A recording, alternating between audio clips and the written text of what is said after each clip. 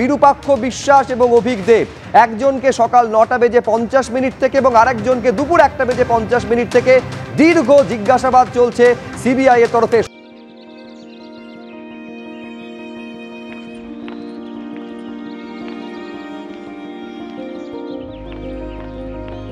সরাসরি সুকান্ত মুখোপাধ্যায় আমাদের প্রতিনিধি রয়েছেন, অর্থাৎ একদিকে 8 ঘন্টা আর একদিকে 4 ঘন্টা টানা জিজ্ঞাসাবাদ চলছে। সুকান্ত, কি আপডেট? দেখো, বিরূপাক্ষ বিশ্বাস এবং অন্যদিকে হচ্ছে অভিক দে, দুজনকেই কিন্তু টানা জিজ্ঞাসাবাদ করা হচ্ছে। আজকে 9টা 50-এ এখানে এসেছিলেন বিরূপাক্ষ এবং 10টার কিছু পর থেকে তার বয়ান রেকর্ড পর্ব চলছে।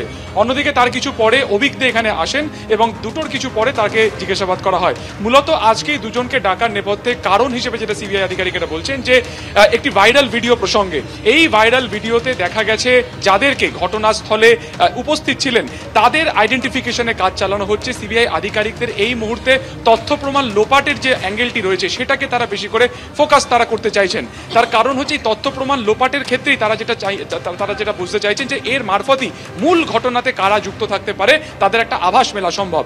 এই তথ্য প্রমাণ লোপাটের ক্ষেত্রে তারা দেখেছেন যে এই ভাইরাল ভিডিওতে অনেকেই যারা রয়েছেন যারা এই হাসপাতালের সাথে সরাসরি যুক্ত নন বা এখানকার তারা চিকিৎসকও ছিলেন না। তাই যারা চিকিৎসক ছিলেন অথচ সেখানে উপস্থিত ছিলেন তাদের একটি তালিকা বানানো হচ্ছে।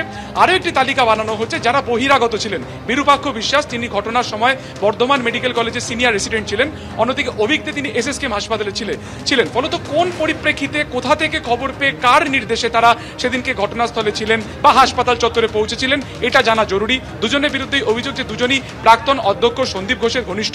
ফলত এই দিক থেকে দাঁড়িয়ে যে তারা এই খবর কখন পেয়েছিলেন, বিশেষ করে অভিক দে তাকে ঘটনাস্থলে তদন্তকারী কলকাতা পুলিশের তদন্তকারী দলের সাথেও কিন্তু একাধিকবার ঘুরতে দেখা গেছে। কেন তিনি সেই সময় ঘটনাস্থলে ছিলেন এরকম একাধিক গুরুত্বপূর্ণ প্রশ্নের উত্তর তারা জানতে চাইছেন। পাশাপাশি দুজনেরই অর্থাৎ বিরূপাক্ষ বিশ্বাস এবং অভিক দে দুজনেরই ফোনের কল লিস্টের তালিকা খতিয়ে দেখা হচ্ছে। আমরা জানি গতকালকে শিয়ালদা আদালতে সিবিআই তরফে বলা হয়েছে যে যত আরজিকর সংক্রান্ত যা সিসিটিভি ফুটেজ রয়েছে সেগুলো তাদের হাতে এসেছে।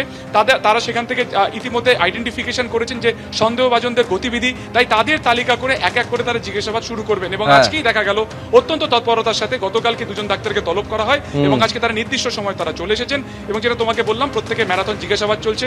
সন্দীপ এবং অভিজিৎ মণ্ডল প্রাক্তন টালা ওসি তাদেরকেও জিজ্ঞাসাবাদ করে যে সমস্ত তথ্য পাওয়া যাচ্ছে সেই পরিপ্রেক্ষিতে দুজনের আলাদা করে কিন্তু বয়ান একেবারে আলাদা ভাবে বয়ান রেকর্ড এবং জিজ্ঞাসাবাদ পর্ব চলছে। এখন জিজ্ঞাসাবাদ পর্বে কি উঠে আসে, কতটা সহযোগিতা তারা করছেন সিবিআই সূত্রেই বা কি খবর আসে পুরোটা একেবারে আপনাদের সামনে রাখবো। কিন্তু এইখানে দেখাতে চাইবো যে অনিকেত মাহাতো জুনিয়র ডাক্তার এবং আন্দোলনের অন্যতম মুখ, তিনি কি বলছেন দেখুন। সিবিআই কলেজে থ্রেড কালচার যেগুলো তৈরি হয়েছে, এই থ্রেড কালচারের জনকরা যদি কেউ থেকে থাকে তাহলে সেটা হচ্ছে বিরূপাক্ষ অভিক দেরা।